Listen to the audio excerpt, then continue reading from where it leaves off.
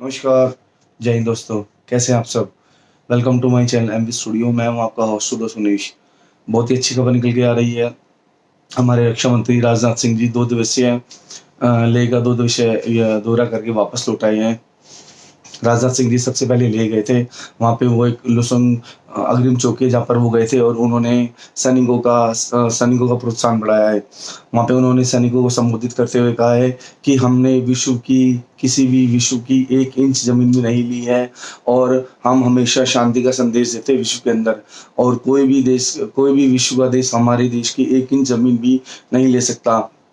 ये हमारे रक्षा मंत्री जी का चीन के नाम साफ-साफ संदेश है कि अब वो वाला भारत नहीं है, हम उनका मुँहतोड़ जवाब दे सकते हैं।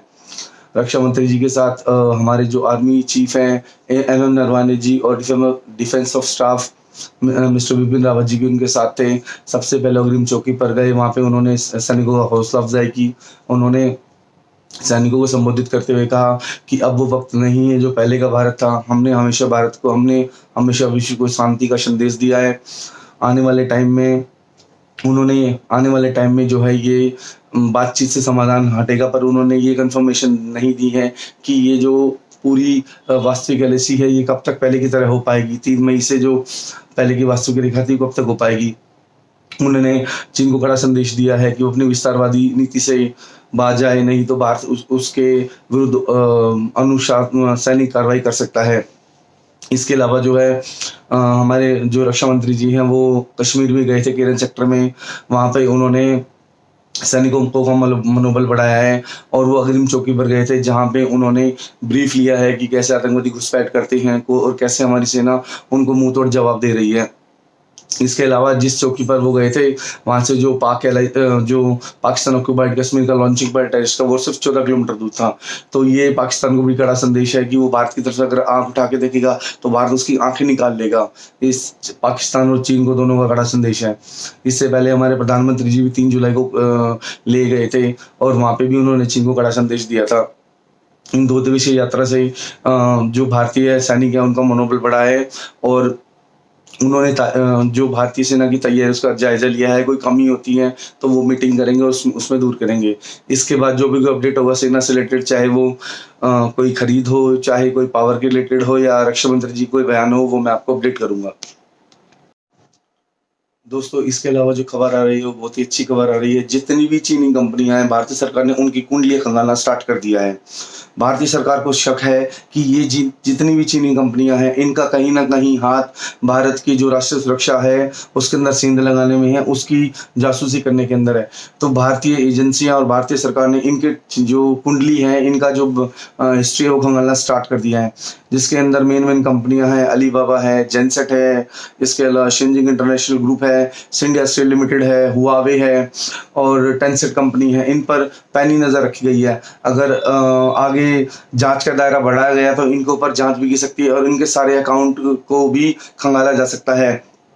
2017 के अंदर चीनी सरकार ने एक लॉ बनाया था जिसके अनुसार ये किसी भी कंपनी के ऊपर निगरानी रख सकती हैं, उनके ऊपर उनको नष्ट कर सकती हैं और ये किसी भी संदिग्ध की निगरानी कर सकती हैं।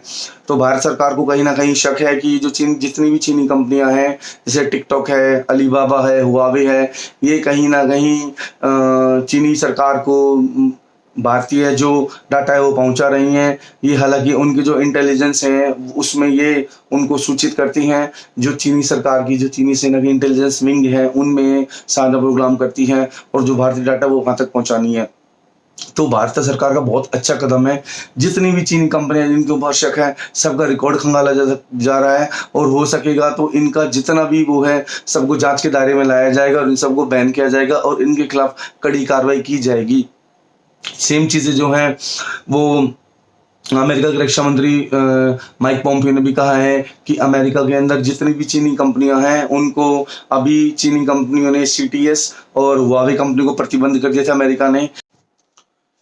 इसके अलावा जो खबर निकाल के आ रही है वो दक्षिण कश्मीर से आ रही है। दक्षिण कश्मीर के शोपिया जिले में भारतीय सेना और आतंकियों की मुठभेड़ हुई है जिसके अंदर भारतीय सेना ने 3 आतंकवादियों को मार गिराया हुआ है। एक इनपुट मिला था जिसके बाद सीआरपीएफ 62 आरआर जम्मू कश्मीर की पुलिस वहाँ पे गए, वहाँ पे सर्च ऑपरेशन चलाया।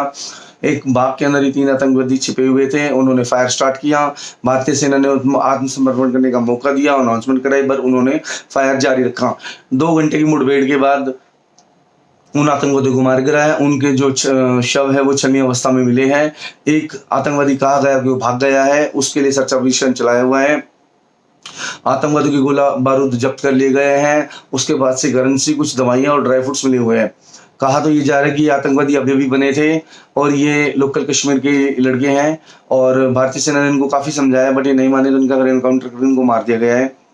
अभी तक जो जम्मू कश्मीर पुलिस के डीजीपी हैं, उनके अकॉर्डिंग अभी तक इस साल 139 टेररिस्ट को मार गिराया है और आगे भी ये अभियान चलता रहेगा।